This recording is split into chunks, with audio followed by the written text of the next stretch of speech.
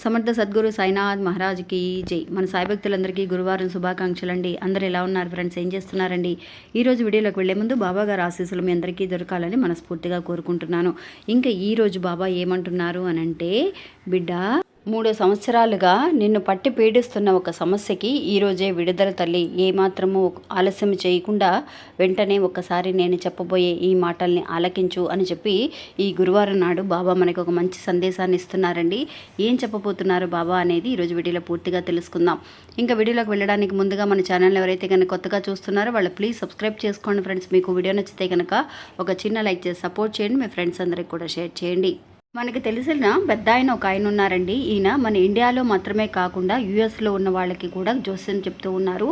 ఈయన చెప్పింది చెప్పినట్టుగా 100కి 100% జరుగుతుందండి. ఈయనకి మీరు కాల్ చేయాలి అని అనుకుంటే కనుక 9347293375 అనే నెంబర్కి కాల్ చేయండి. ఈ పెద్ద ఆయనండి వశీకరణ చేశారు అనంటే 100కి 100% జరుగుతుందండి. అంతేకాకుండా స్త్రీ పురుషుల మధ్య గుప్త సమస్యలకి ఎలాంటి ఒక కష్టాలు లేకుండా శాశ్వతంగా పరిష్కారం అనేది ఇస్తూ ఉన్నారు. మీరు ఒక్కసారి ఆయనకి కాల్ చేసి చూడండి. ఇంకా వీడియోలోకి వెళ్దామండి. ఎప్పుడు కూడా అండి బాబా పంపించే సందేశాలన్నీ కూడా ఇప్పుడు మనం ఏదైతే ఒక విషయం గురించి ఆలోచిస్తూ ఉన్నామో దానికి తగినట్టుగా చాలా బాగా కనెక్ట్ అవుతూ ఉంటాయండి. అలాగే ఇప్పుడు చెప్పబోయే ఈ విషయం కూడా ఎంతమంది ఆలోచిస్తున్నారు, అక్క ఈ విషయం నాకు కనెక్ట్ అయ్యింది అని చెప్పి నాకు కమెంట్స్లో కూడా తెలియచేయండి ఫ్రెండ్స్. ఇంకా బాబా ఏం చెప్తున్నారు అనంటే, బిడ్డ నువ్వు 3 సంవత్సరాలుగా అనుభవిస్తున్న ఒక సమస్యకి ఈరోజే విడుదల అనేది దొరుకుతుంది అని చెప్తున్నారు అనంటే, ఇది నిజంగా జరిగిన ఒక విషయం అండి. అంటే ఎన్నో సంవత్సరాలుగా మనం కొన్ని సమస్యలతో బాధపడుతూ ఉంటాం. అది ఆరోగ్య సమస్య అయినా కావచ్చు, లేదంటే డబ్బు సమస్య అయినా కావచ్చు, లేదంటే పెళ్ళిళ్ళు అవ్వలేదని బాధపడుతున్న ఒక విషయం కావచ్చు, ఎలాంటి విషయం అయినా కావచ్చండి. 3 సంవత్సరాల నుంచి బాధపడుతున్న ఒక విషయం ఏదైతే కనుక మీ లైఫ్లో ఉంది అని అనుకుంటున్నారో అది ఈ రోజుతో విడుదలవుతుందండి ఖచ్చితంగా. అలా విడుదలైన ఒక భక్తుడి కథ అనేది మనం తెలుసుకుందామండి. ఈ భక్తుడండి బాబా భక్తుడికి ఒక కూతురు ఉందండి. ఆ కూతురు నిజంగా బాబా అంటే, ఆ కూతురికి కూడా నిజంగా బాబా అంటే చాలా ఇష్టం. ఆ పిల్లండి ఒకరోజు కాలేజీకి వెళ్ళి వస్తూ స్కూల్ అయిపోయిన తర్వాత కాలేజీకి వెళ్ళొస్తూ తను దేన్ని చూసి భయపడిందో తెలియదు కానివ్వండి, అప్పటి నుంచి కూడా తనకి ఇంటికి రాగానే ఎక్కువగా హెవీ ఫీవర్ రావటం, ఆ ఫీవర్ వచ్చిన తర్వాత నిదట్లో మధ్య మధ్యలో లేసి రాత్రిపూట ఏడుస్తూ ఉండటం అలా చేస్తూ ఉండేదండి. అప్పుడు చాలామంది వాళ్ళు చూసి అయ్యో బాబా దగ్గరికి వెళ్ళాలి చెప్పాలి అని బాబా దగ్గరికి వెళ్ళి అడిగారు. ఎన్నో రోజుల నుంచి అవస్థపడుతూ ఉన్నారు. అంతేకాకుండా పెద్ద పెద్ద డాక్టర్లను కూడా చూశారండి. 3 సంవత్సరాలుగా ఇదే పరిస్థితి అండి. నిజంగా అప్పుడప్పుడు ఫీవర్ బాగా హెవీ ఫీవర్ వస్తుంది. నైట్ అయితే చాలు ఫీవర్తో పాటు నిజంగా అలాగే తను కూడా రాత్రిపూట అయితే భయపడడం, వాళ్ళ అమ్మగారు నాన్నగారు ఎవరో పక్కన లేకపోతే తను పడుకోలేదండి. అంత భయపడుతూ ఉండేదన్నమాట.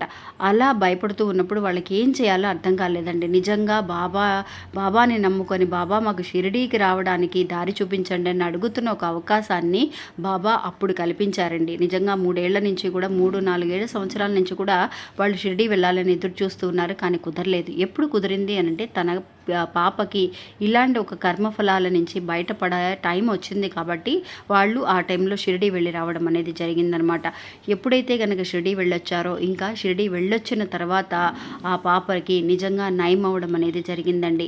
దేనికి ప్రతి విషయానికి కూడా మనకి సమయం అనేది కూడా కలిసి రావాలని మన పెద్దవాళ్ళు చెబుతూ ఉండగా అలా నిజంగా అలాగే జరుగుతూ ఉన్నాయండి మన విషయాల్లో కూడా. అలా భయపడుతూ ఉన్న పాపకి షిరిడీ వెళ్ళొచ్చిన తర్వాత ఒక పెద్ద హాస్పిటల్లో ఒక డాక్టర్ని ఒక ఫ్రెండ్ ద్వారా వాళ్ళకి పరిచయం చేయడం అనేది జరిగింది. అది నిజంగా ఆ డాక్టర్ కూడా అండి నిజంగా వాళ్ళకి తెలిసిన ఒక రిలేషన్ అయ్యే కాబట్టి వాళ్ళు కూడా ఆ హాస్పిటల్కి వెళితే అండి నిజంగా హాస్పిటల్లో ఉన్న వాళ్ళు కూడా బాబా భక్తులండి. ఆ డాక్టర్ కూడా చాలా పెద్ద బాబా డివోటీ. అప్పుడు ఆయన చెప్పారనమాట, అమ్మ మీ పాపకి ఏమీ లేదు, మీరు భయపడాల్సిన అవసరం లేదు అని అడ్మిట్ చేసుకున్నారండి. 2 రోజులండి. 2 రోజులు మాత్రమే హాస్పిటల్లో ఉన్నారు. ఇంకా ఆ తర్వాత 3వ రోజు నుంచి కూడా తనకి తగ్గిపోవటం, హెల్త్ అనేది మామూలుగా అవటం, తను భయపడకుండా నిద్రపోవడం అనేది, ఫీవర్ అనేది రాకుండా ఉండటం, వాళ్ళు 2 డేస్ ఉంటే చాలు అని అన్నారండి. చాలా అంటే చాలా అద్భుతం అండి. ఇంతకుముందు ఎన్నో పెద్ద పెద్ద హాస్పిటళ్ళు చూపించారు, ఎంతోమందికి దగ్గరికి తీసుకువెళ్ళారు.